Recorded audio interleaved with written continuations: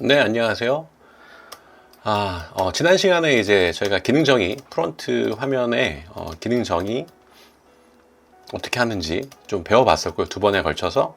그리고 이렇게 저희가 제시해드리는 뭐 이메일 입력해주세요 가이드 문구가 있는데, 이거 이상으로 각 서비스에는 회원가입 페이지만 있지 않고 게시판, 각종 어떤 입력 필드들이 있어요. 그 서비스에 맞는.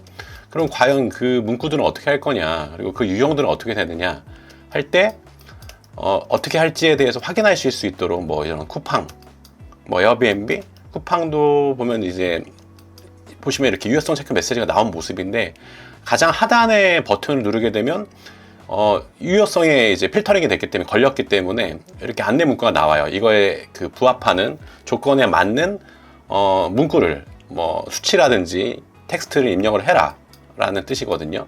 그래서 그렇게 타사 벤치마킹하는 유효성 체크 메시지를 타사에서 어떻게 쓰고 있는지를 한 번에 확인할 수 있는 방법을 지난 시간에 알려드렸고요.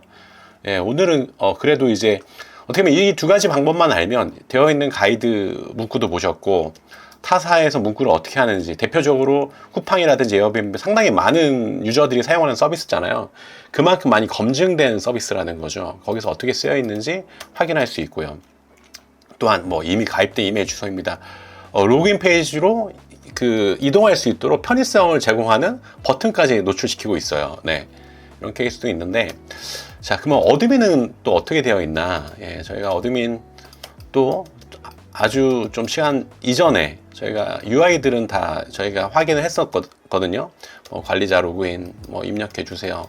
그래서 이런 케이스마다의 어떤 UI, 어드민 기획할 때 프론트 UI를 가지고 와서 다 이렇게 누락 없이 이렇게 표현하고 있는지 저기는 확인했었잖아요. 예, 그러면 이제 여기까지는 그냥 그림이에요. UI. 하지만 개발을 하려면 이런 그림 요소뿐만 아니라 어떤 기능 정의, 이 화면이 어떻게 열리고 어떻게 동작하고 이런 것들이 어떻게 되어 있는지 알아야 개발자들이 이거를 개발할 수 있기 때문에, 그것에 대한 어떤 기능 정의, 오늘 어드민 페이지 좀 확인해 보도록 할게요. 자, 로그인 페이지 여기 보시면 1-1번 이메일 아이디 비밀번호 인풋에 이메일 아이디 비밀번호 한 글자 이상 입력했을 시 해당 버튼 활성화, 현재는 비활성화 되어 있는 거예요. 예, 그래서 입력을 하게 되면 이렇게 버튼 컬러가, 디자인할 때 이제 활성화 컬러가 있거든요. 그래서 그 컬러대로 이제 활성화된 모습이고요. 1-2번 이메일 아이디 저장 체크박스 활성화할 시 추후 접속 시에 이메일 인풋에 저장된 이메일 자동 표출. 예, 이메일 아이디 저장하면 여기에 입력을 했어요. 그럼 여기에 입력된 형태로 나타나는 거죠.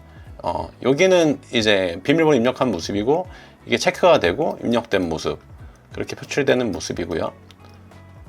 그래서 여기 기능 정의 이렇게 비밀번호, 그 다음에 뭐 1, 4회, 5, 6시 N회 로그인 실패하였습니다. 안내 메시지가 나오는 거죠. 그런 기능 정의들이 되어 있어요. 자, 회원 관리 마찬가지로 뭐 상세부터 보면 1-1번 프로필 사진 영역, 1-2번 가입 채널 표출 영역, 그리고 가입 채널 표출 영역에 뭐가 있는지, 네이버, 카카오톡, 이메일, 이거를 안 해주면, 기록 안 해주면 프론트에 있는 것을 또 확인을 해야 돼요. 그래서 프론트에 있는 것을 확인해서 여기서 기재를 해주게 되면 이제 개발자가 잘 인지해서 개발할 수 있고요. 다시 또 개발할 때도 확인을 하겠지만, 그래도 이제 기능 정의가 되어 있을 때 이렇게 확인해서 개발할 수 있고요. 클릭 시 모바일 앱 채팅 창이 표출되면 해당 회원과 채팅 가능. 1-3번. 예.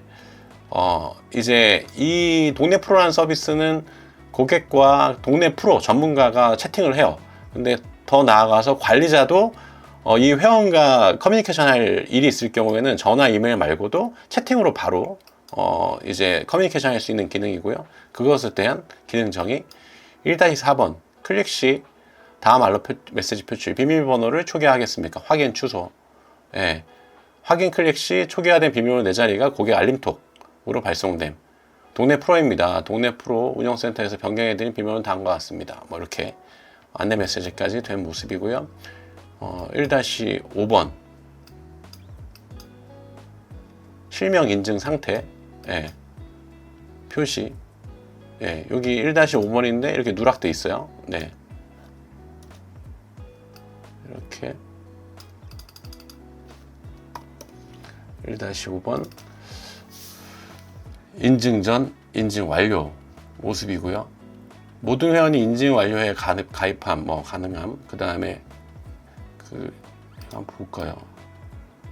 뭔가 1-5번이 가려져 있었던 것 같아서 좀 했는데 이렇게 돼 있고요. 1-5번 신분 인증 상태는 기본 인증 전 상태이고, 회원이 자신의 신분증 이미지를 첨부하면 1-8번에 표출되며 해당 이미지를 세심하게 확인할 경우엔 1-10번 1-10 파일 다운로드, 예. 1-10번 버튼을 클릭하여 다운로드해서 확인 가능. 확인 후 1-7번 인증 완료 버튼을 클릭하면 다음 알람 메시지 표출. 인증 완료 처리하시겠습니까? 확인 취소. 예. 뭐 이런 형태로 이제 메시지도 나가는 것들이 기능 정의가 다 되어 있죠. 예. 그래서 뭐 탈퇴 처리, 이 유저를 탈퇴 처리시켜주는 상황이고요. 그런 기능정이고요.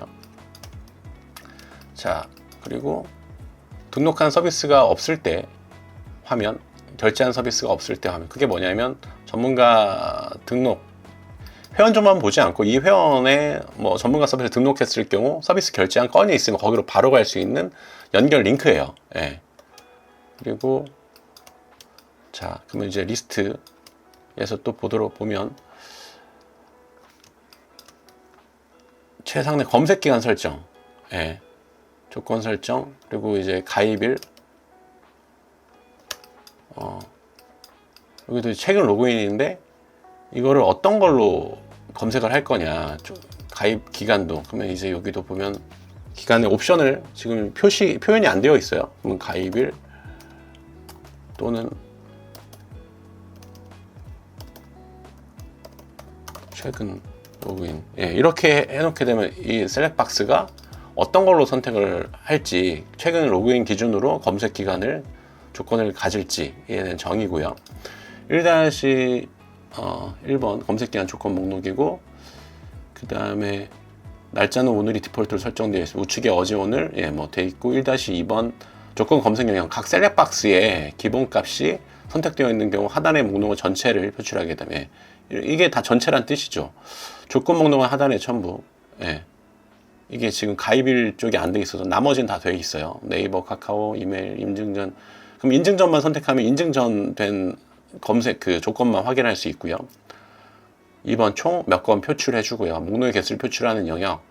검색 시 검색 결과의 건수가 표출됨.